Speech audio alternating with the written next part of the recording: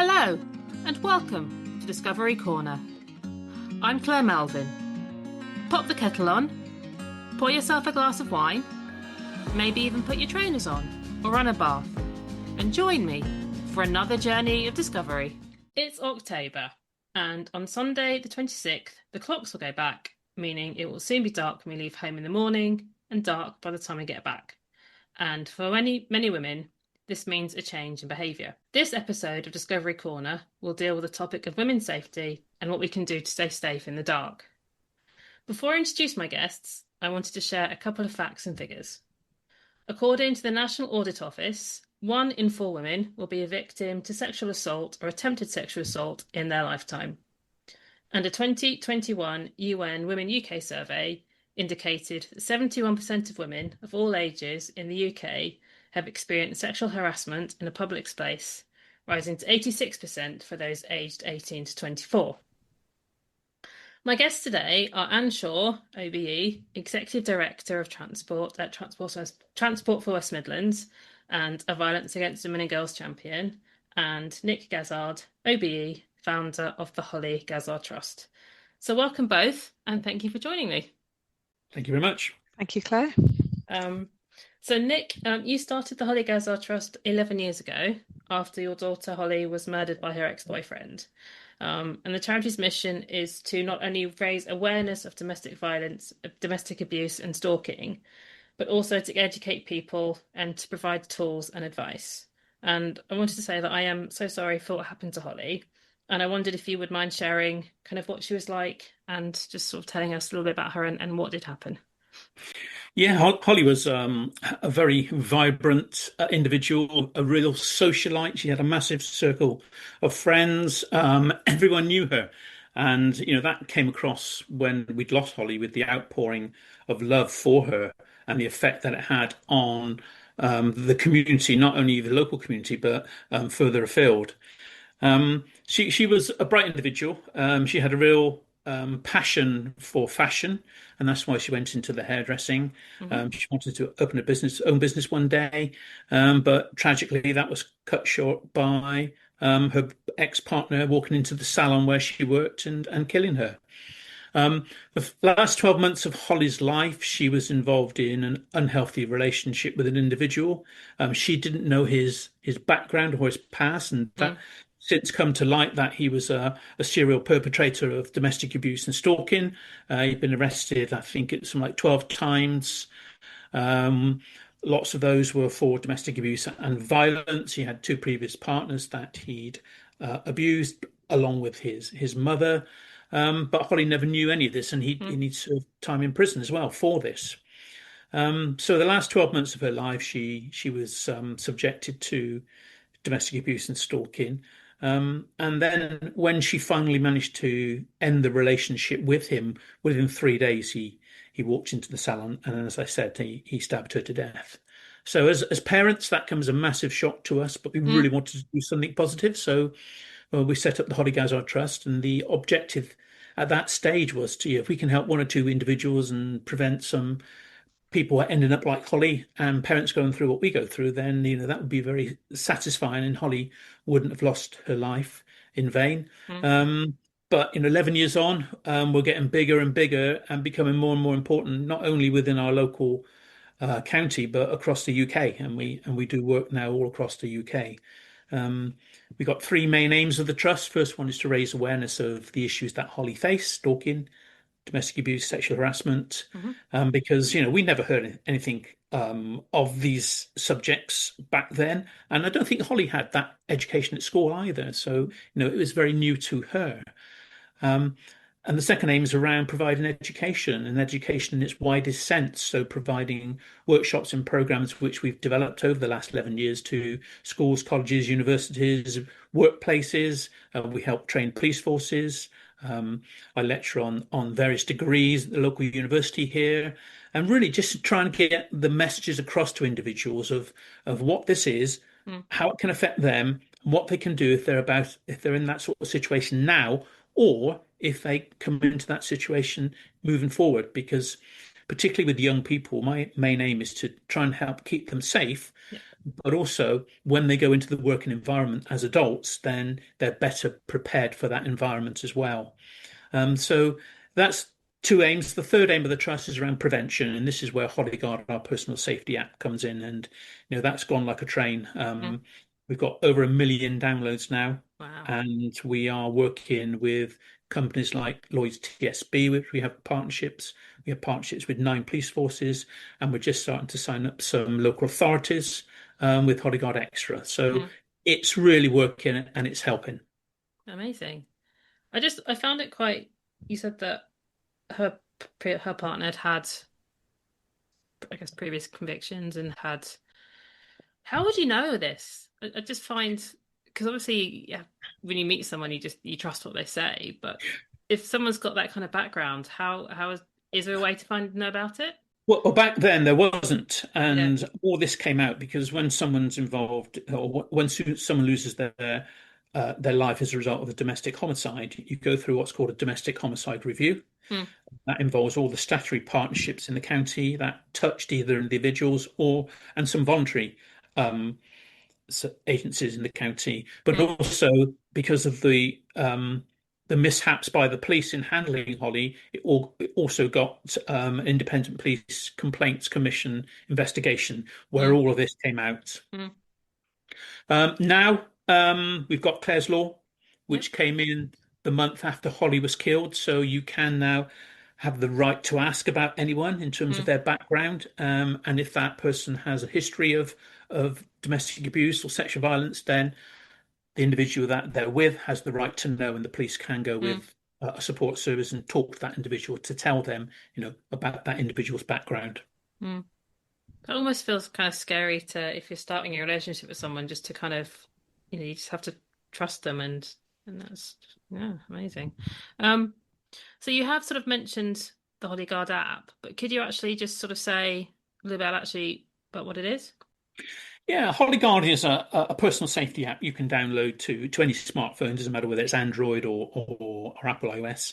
Mm-hmm. And the basic version is free to Mm-hmm. download, free to use, and we keep it free because we want as many people as possible to download it. Mm. And I never want really finance to be a barrier to safeguarding. Yeah. It costs us £50,000 a year to run Mm-hmm. that basic app, so we have to fundraise for that. But I just firmly believe that we should keep that base app free. What it does is it allows you to set up emergency contacts on your phone in your Hollie Guard app, and these are the people that you would like to know if you are potentially in trouble. So you've mentioned that we're coming to the dark nights now. Mm. Lots of people feel a bit uneasy when they're going out in the environment when it's dark, Yeah. particularly when it's dark and cold, and there's not as many people around. And it's a bit more unnerving for individuals. So if you have Mm. Hollie Guard on your phone, when you go out at night, you can click on Hollie Guard and it runs in the background. Yeah. And if you get into problems, all you do is shake your phone and that sends an alert to your emergency contact. They can click on the link and they can see and hear exactly what's happening, which allows them to make an informed decision about what to do. Maybe to call the police, maybe Yeah. maybe to call an ambulance. You might be in Mm. trouble, Mm. or they can come meet you because it gives them a map of exactly where you are as well. So that's the underlying functionality of the app. There are lots of different functions in the app as well. We've also bought out Hollie Guard Extra, which is a premium version, and that is a paid for version because Mm. some people said, people particularly who are in domestic abuse relationships or stalking, and they don't want other people to know, their family and friends, but they do want someone at the end of a phone that can help them.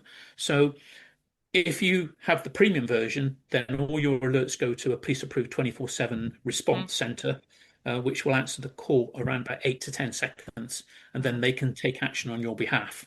And that's working very well. We have partnerships with 9 police forces and a number of others use the app as well. And as I've said, we've got some contracts now with local authorities, and we've just done a major Mm. partnership with Lloyd's TSB, which we launched in Parliament last week. So, it's a great app. Have a look on the website, Mm-hmm. hollieguard.com. Download it. You can have a test setting in there, so you can test it all out. If it's for you, then fantastic. If it's not, you can delete it again. So Mm. there's no harm. You don't pay for it. That's amazing. Actually, one of the things I loved about your website as well, there's a thing on it that if you go into it, you can kind of click a little thing and it will take you straight out. So I guess that's somebody suddenly said, "What are you looking at?" and you just go somewhere else, which I think is Yeah, a lot of restriction as well. support services have their websites with an exit button, Mm, purely to protect the individual in case someone comes across. They might be at yeah, home, yeah, they might be looking at something and they want to hide it straight away. So click the button and mm, it goes out straight away. yeah. And I think, and I'll be honest with you, I don't have children and I do live on my own, and this is a whole new world to me, which I think is a good thing, but it's just my mind is blown. Um, so I have done a little bit of more research for today, and although this is around, it's by This Girl Can, it says that 72% of women in the UK change their outdoor activity routines during the winter. 24% ensuring they take well-lit routes, and 23% avoid certain areas altogether, which is obviously a strategies for, I guess, if you want to go out and exercise.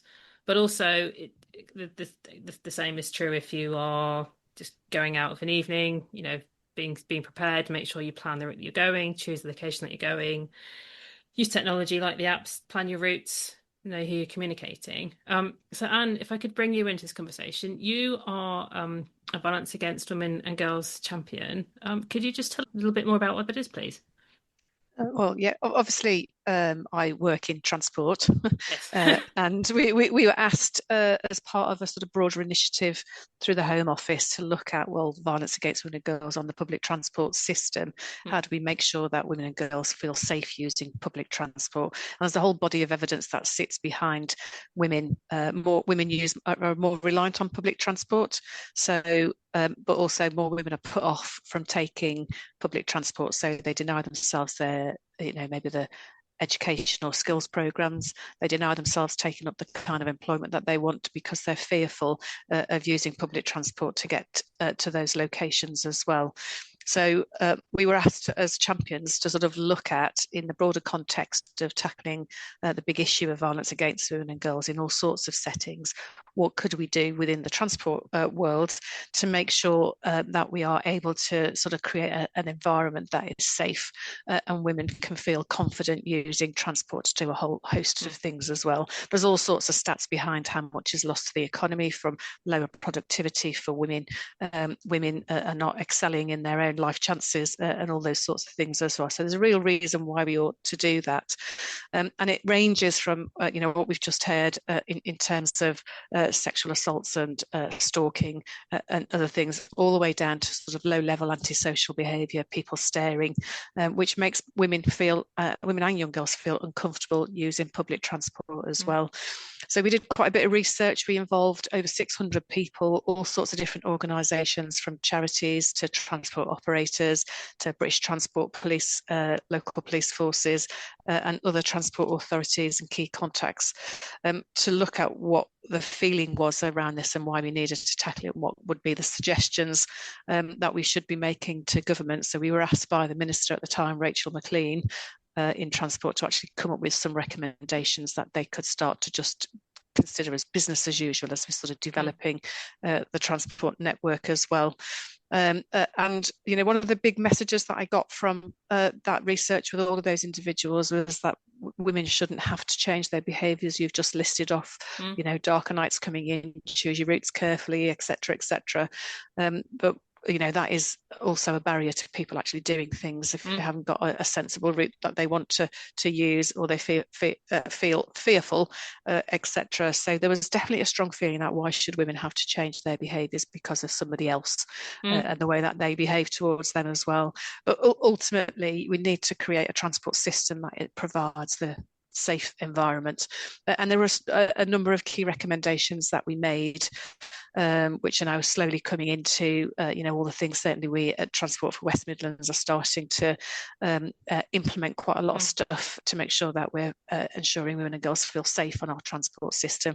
Parents of young girls feel safe allowing their child on the transport system, and people are taking up those opportunities. So obviously an inclusive society, and women achieving everything that they can achieve as well. So there were recommendations around, well, the data for a start. So very different in terms of reports. There was no sort of consistent approach to understanding what the issue was. Was it actually a sexual or a targeted, something on women? So there wasn't really good data and there still isn't really good data about the kind of things that are happening, and that means that you haven't got the intelligence to understand the kind of interventions that you need to do. So making sure that we've got aggregated data that is giving good evidence around being able to do the research and then implement the right interventions to make sure that we're tackling it together as well. There were really pockets of good practice in different parts of the country, but not consistently applied across the country as well. So how can we make sure that we learn from that good practice, picking up on some of the British Transport Police and the things that they do on the train system, and with the app that they have where people can report things as well, and all the way through to looking at the environment. Most of our transport infrastructure is designed by men for men. So, just encouraging more women into design and into the transport industry, so that we're designing a functional space that is safe for everybody as well. So recommendations around how we encourage that bit more diversity in the workforce, people who are doing the designs and checking those things off. And that's something we've implemented here, is a design review panel that looks not just at violence against women and girls, but a whole range of barriers for people with other needs as well, and make sure that those things are designed out. So it's a good inclusive transport system for all as well. And then also looking at the infrastructure itself, so well maintained, well lit, CCTV, as you've mentioned, a presence of people as well, and people in uniforms who are trusted. Even that can be a problem with some of the cases that we've heard around violence against women, is making sure that we've got a system where those people who are in a trusted position are also vetted and can be trusted by individuals as well if they have a need to do that.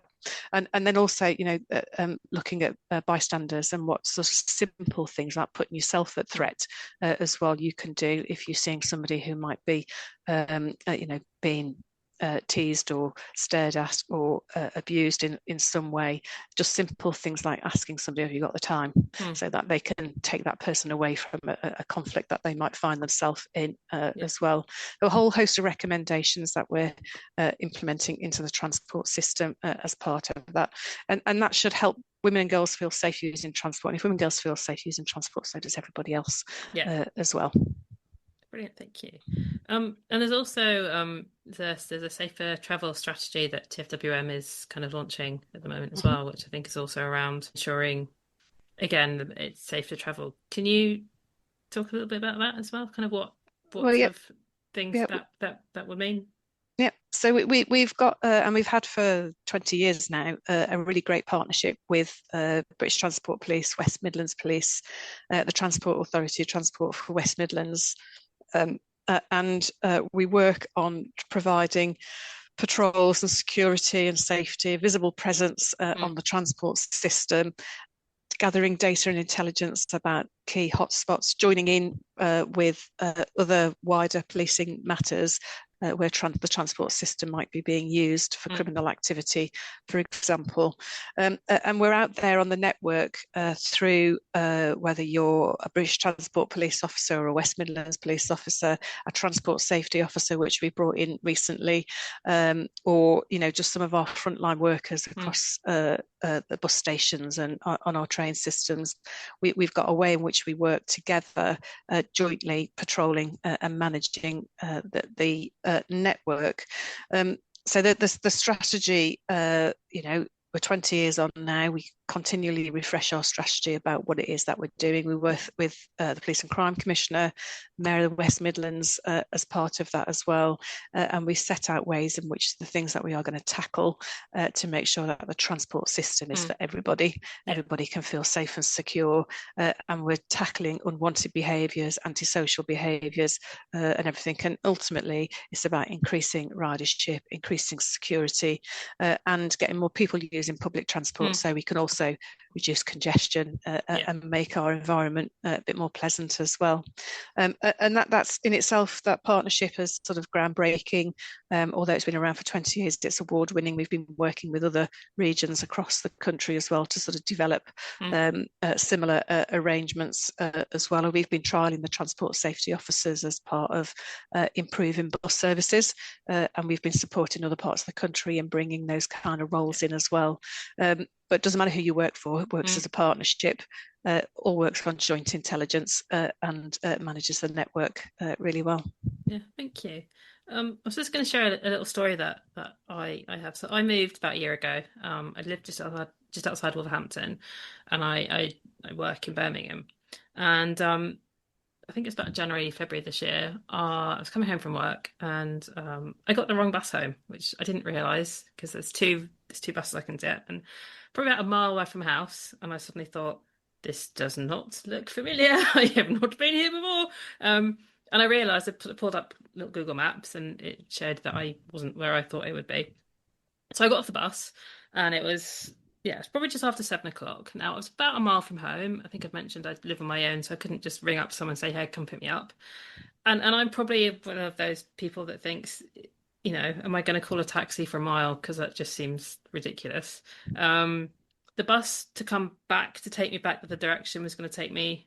I had to wait outside for half an hour. I thought, well, I might as well just start walking. So put up Google Maps, started walking, and the only route it was going to take me was alongside a canal path, because there's a canal path that's parallel to where I live. And I was like, I'm not walking down a canal path at 8 o'clock at night. 2 o'clock in the day, no problem. 8 o'clock at night, not lit whatsoever.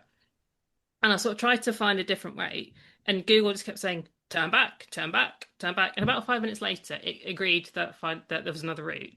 But actually, should we be challenging people like Google and some of these sort of providers to sort of say, actually, like if you use like Waze or use a car, you'd get the fastest journey by mile, the fastest by time, or, it gives you alternatives. Things like Google, it just gives you one. And I just found that really frustrating, actually. And again, like you said, it felt a little bit like it's almost like it's AI or whatever, but it's also a man developing for a man. It doesn't think about who some of the end users are. Yeah, but there are other apps available. There are other apps available, yes. And, I was using Google at the time. Yeah, but some of them specifically have been designed a little bit like the app that we've just heard that Nick was talking about. Some of them have been specifically designed to help you walk in a safer route. So it records where something is well lit as well. And it might be a slightly longer walk, but it's a safer route as well. So there are other products out there that will help you do that. I think the problem is that there's so many different things. Sometimes it's hard to know, but you're right, there's sort of like the bigger ones that you would normally go to, like Google and City Mapper, and others might not necessarily be thinking about these parameters that they should be introducing into how you select the right route to walk in an environment where you're not familiar with as you were as well. So I agree with you. The challenge is there. We should be doing that. Others have taken that challenge slightly differently and actually produced something that people can use.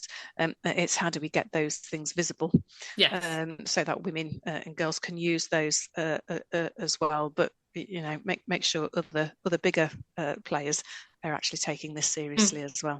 Yeah, I think that's definitely something that I will need to check my internet search to find, other map providers.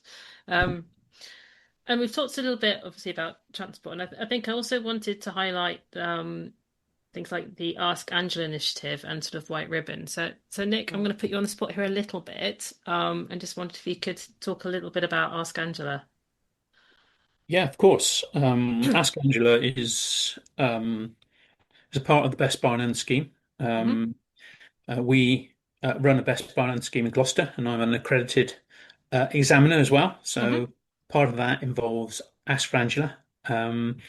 What Ask for Angela is that all bar staff are trained to recognise that once someone asks for Angela, the term Ask for Angela, there is a room provided within the venue that individual can go and be safe, and then they can call upon whoever it is, whether it's a taxi, whether it's the police or whatever. So it allows that individual to get behind the bar into a safe environment where they can, inverted commas, relax, but they're away from the danger that they've encountered and the reason for the Ask for Angela. So it's a scheme for in the main venues who serve alcohol, and it only works if the bar staff are trained and they recognise it as well.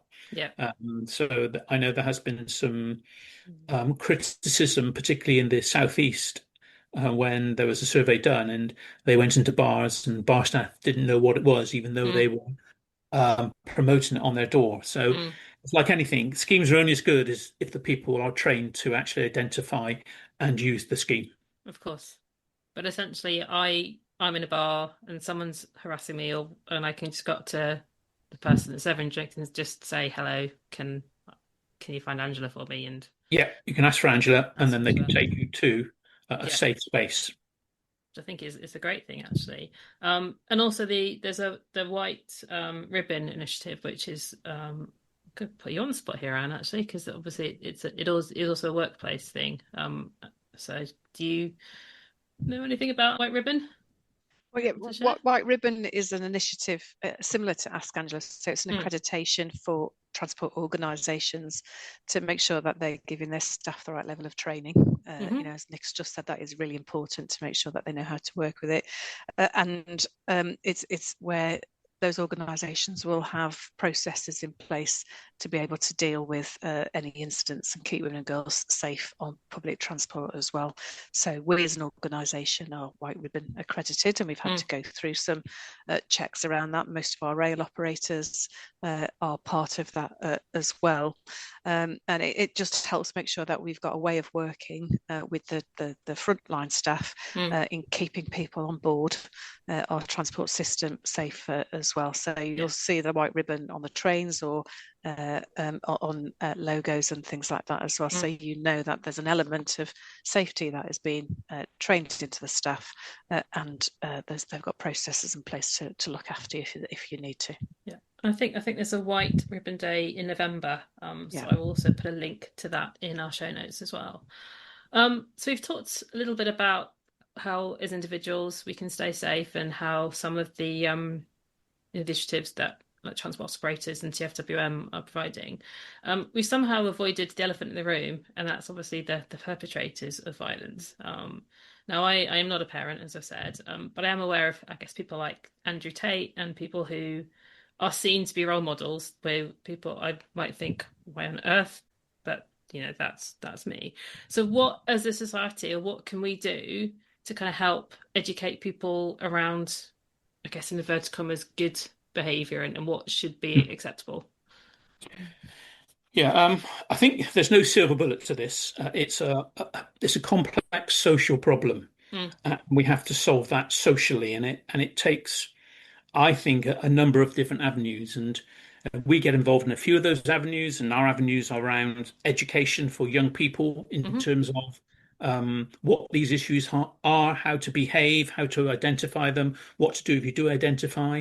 We run courses for young males called Rethinking Masculinity, and we get hmm called in by schools and universities and sports clubs to say, we've got some young men showing some challenging behaviours, particularly mm, towards the opposite sex. So we would go in and we would unpick what it is to be a man, and then we mm, build it back up again. So it's usually a whole day's course or two half days, and we've got some really, really good results. mm, Um, we've got to tackle the online, particularly the pornography and mm, the access to that. We've got to tackle people like Andrew Tate and those so-called influencers of young people. mm, So there's a whole host of things that need to happen. We need to fund it properly. The government needs to fund the support services to deliver, um, not only to victims but to perpetrator mm, programs, and try and change people's behaviours if they are having those worrying behaviours identified. So there's a whole host of things. It's mm. not just one thing. Yeah. And we all do our small part in that, and our part really is around raising that awareness and delivering some of those programs, in schools and colleges and universities to young people, but Mm, also to um, the community and the business mm, community as well. I don't know whether you know, but the Office of Students recently introduced what's called E6 condition hmm to all universities and further education, where every student now that joins a university or a further education has to go through some bystander intervention training, which Anne mentioned that mm. previously. And we deliver that, and Yeah. we deliver it locally in the three universities around us. But we also deliver it for businesses and other areas. But it's a statutory thing now in universities and higher education that students have to go through that, and a number of other things to support individuals who are being harassed or sexually harassed or just general harassment. So there are things happening, but like societal change, it's a slow progress because you're changing people's not only hearts and minds, but their attitudes and their beliefs towards these individual areas. So you kind of mentioned that you do sort of go into schools. So how does that work? How do sort of the young people that you speak to, how do they sort of, how are they afterwards? Because obviously there's we get a lot of feedback from schools. We do programs for Key Stage 3, Key Stage 4, and Key Stage 5. We don't go any younger than that because that's not our area of speciality. Yeah. But all of our programs are age appropriate, so we would build them up as that individual goes through the school. So let's take sexual harassment, for example. We would do some light touches in the early years, year 7, year 8. As we get to year 9, we'll introduce some more difficult areas, and get into year 10, 11, 12, 13, then you're getting into the full sexual harassment area, because they're mature enough then to understand and take that on board.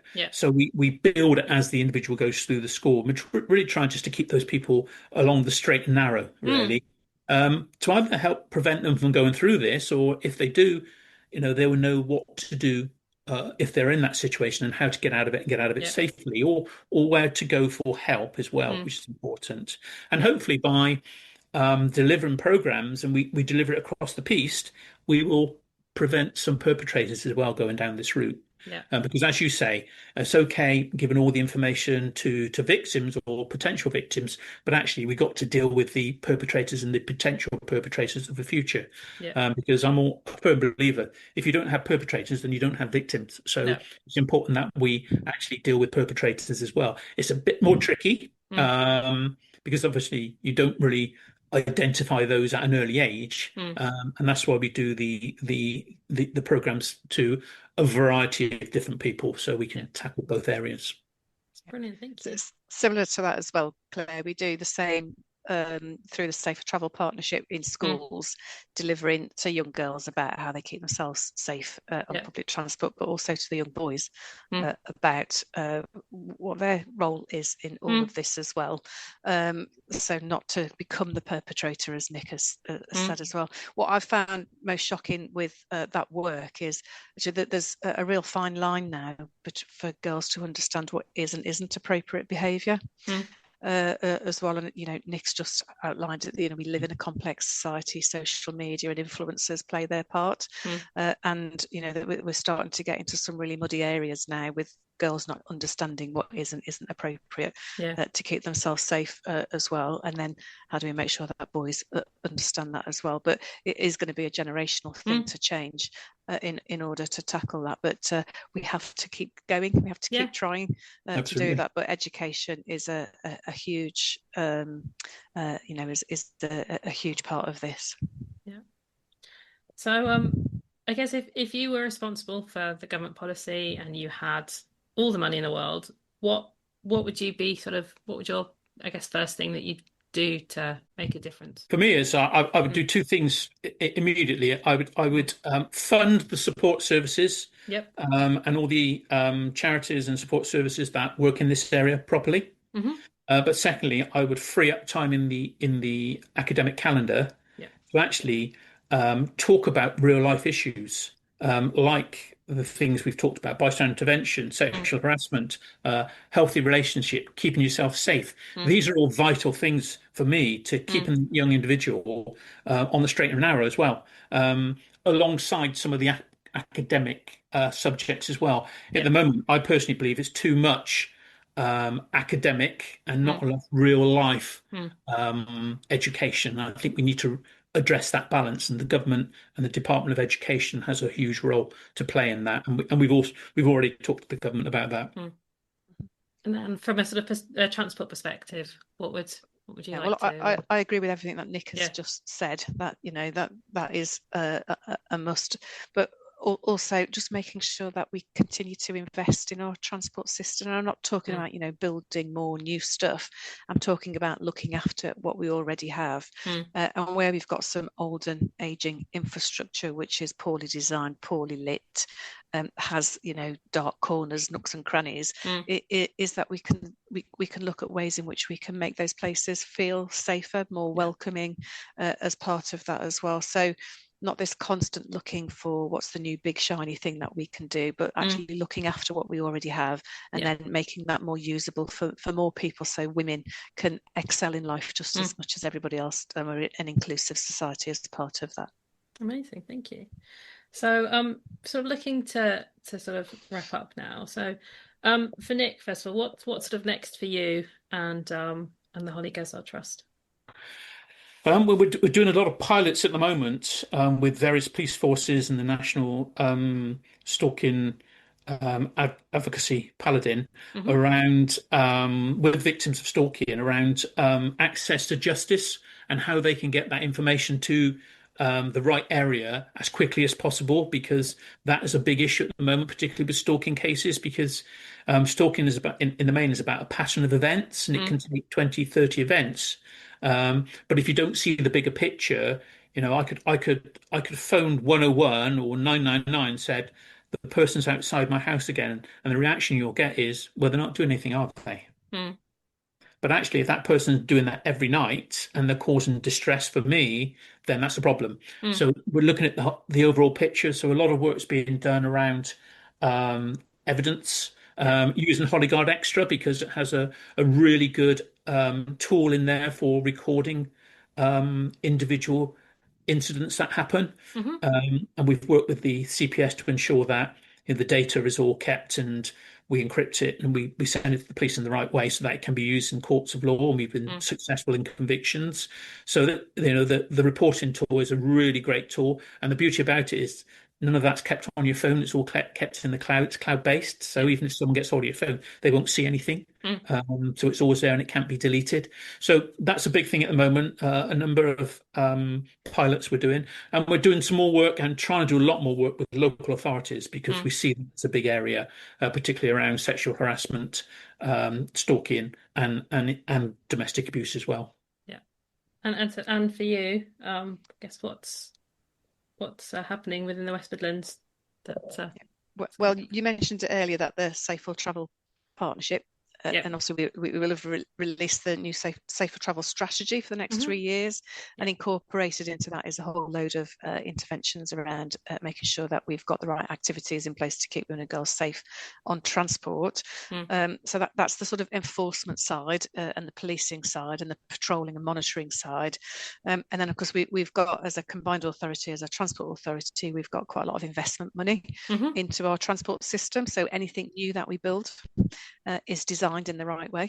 So we're building a legacy, and then how we maintain our existing infrastructure, we can design out some of the things that make it more uninviting for women and girls as well. So again, we're maintaining that a good legacy around infrastructure, and ultimately we want more women and girls using public transport. We want more women and girls taking up opportunity, and we want them to sort of succeed in all of their life goals, and public transport is a way of helping them to support that, and they can do that safely.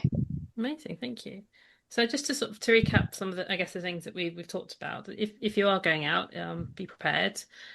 Tell someone where you're going. Choose well lit, busy areas. Use an app like the Hollie Guard. Plan your route and let people know that you've arrived safely. So finally, thank you to Anne and Nick for joining me on Discovery Corner. I provided some links to our discussion and things we talked about in our show notes, so please check those out, and stay safe, everyone, and thank you. Thank you, Claire. Thank you. Thank you for spending your time with me today. Look after yourself, and I'll see you again soon. Stay curious and keep discovering.